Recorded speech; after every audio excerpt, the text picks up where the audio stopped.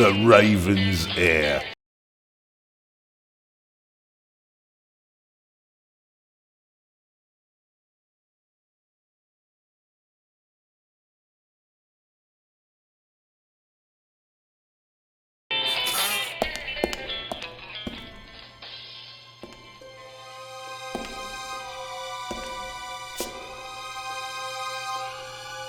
Harold, you hear me? This is no time for fun and games.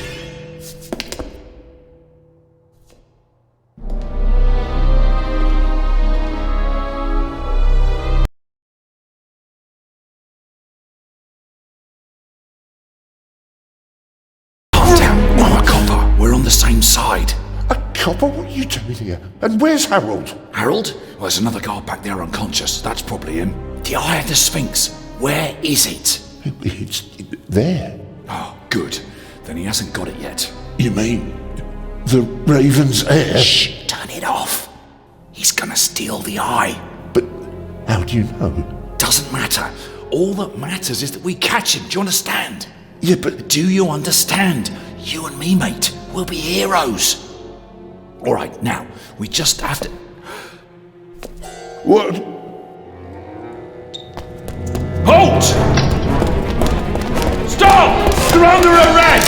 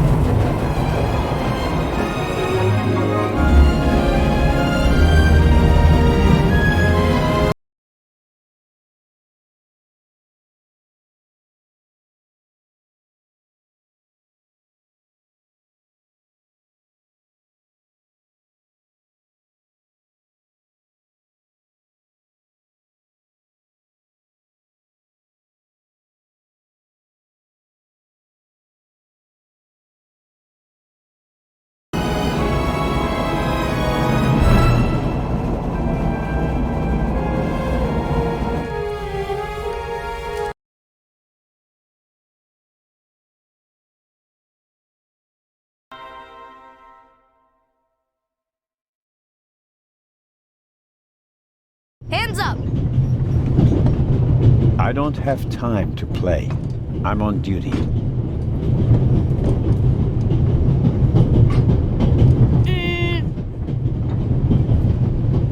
Haha, you're funny. But you don't look like a real cop. You don't even have a revolver. Disturbing a Swiss officer while he reads a crime novel is a very serious offense. I could arrest you. But I have a pistol, and you don't.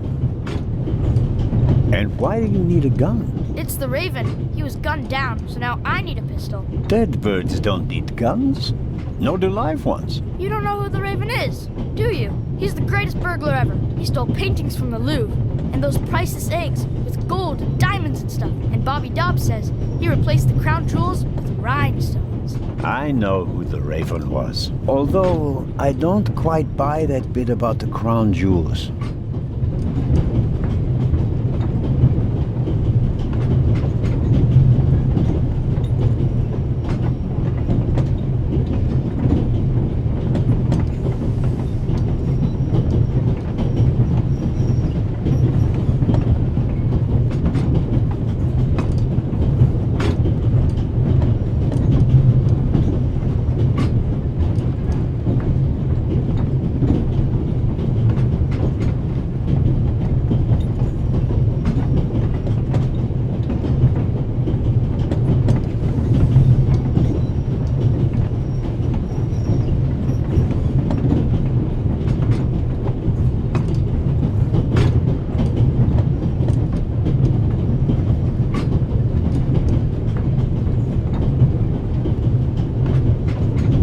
What's your name, boy? My name is Matthew Miller, And where are you from, Matthew Miller? from Dillsburg, Pennsylvania. But my mom and I live in England now. She's taking care of some rich old lady. We're on our way to Venice at the moment.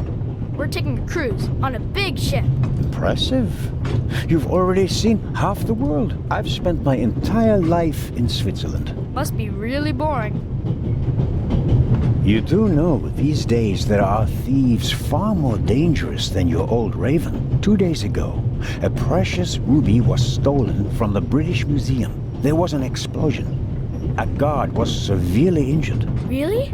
Yeah. And you know what the papers say? You talk too much, Constable. Zellner, monsieur. Anton Jakob Zellner.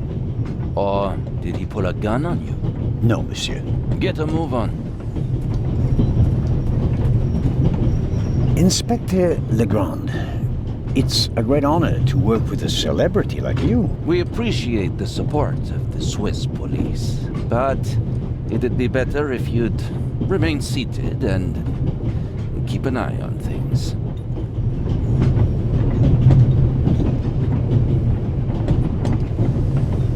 But monsieur, surely I can be of assistance, somehow. I saw a safe being loaded. We have everything under control. If you'll excuse me, I'll be in the first freight car at the back of the train for the rest of the trip. I'm not here to enjoy the beautiful scenery. I am a good observer, and I have finally honed powers of deduction. Thanks to that? I watched the people on the platform in Zurich. I know, for example, that that man over there is a violinist. That would be more impressive if there weren't a violin case next to him. And I believe that the gentleman in the next carriage is a German doctor on his way to Italy to take up a new position. And what gives you that idea? There's the rod of Asclepius engraved on his cufflink. And he's carrying a German-Italian dictionary. Maybe he's just taking a holiday in Italy, following in Goethe's footsteps. Too much luggage. And no, he's not retiring to Italy either. The suitcases are too shabby for me to believe that he can afford to retire in his late 50s. All right then, Constable Zellner. Constable Zellner. If you're such a clever fellow, what am I doing on this train? I think you're looking for someone. You're just guessing. If I were looking for someone, I wouldn't spend the trip cooped up in a freight car, now would I? Well, that would seem to indicate that you're guarding something. And what might it be? I really couldn't say. But it must be very important. Why is that? Because you are very important. They wouldn't have assigned the case to you if it were just a trifle. Let's assume that we really are transporting something very important on this train. And let's assume that it really is my job to see that it arrives safely. Then why isn't the train crawling with police? You don't want to arouse attention. Évident. But why not? It's a trap. You've got a vivid imagination. I'll give you that. Well, that is impressive, I admit. But the fewer people involved, the better. We'll get along fine without you. You won't. Won't? Pardonnez-moi. I can help. And I will help. You're in my country. And I've been ordered to assist you.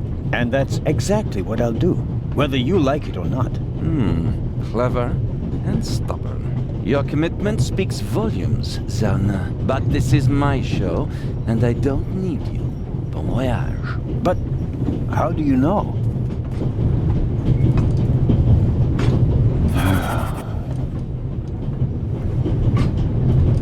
Oh, hello. You cheated. I did what? I saw you talking to the German doctor on the platform. He told you everything himself, and you were just pretending to put two and two together. And what of it? Do you know who that is? That's Inspector Nicholas Legrand. You have to impress him if you want to work with him. I'm going to tell on you. You'd really tell on me? To the very policeman who shot your dear Raven? Whoa! It was him? Mm-hmm. hunted and killed Europe's most famous burglar. That's how he got his start. I won't tell him a thing. I wouldn't either. All right, Matthew. I have to do my work now. Everyone calls me Matt. Well, except for my mom. She calls me Maddie, as if I were a little kid. Whether Legrand wants my help or not, I'll keep my eyes open. Maybe I can change his mind.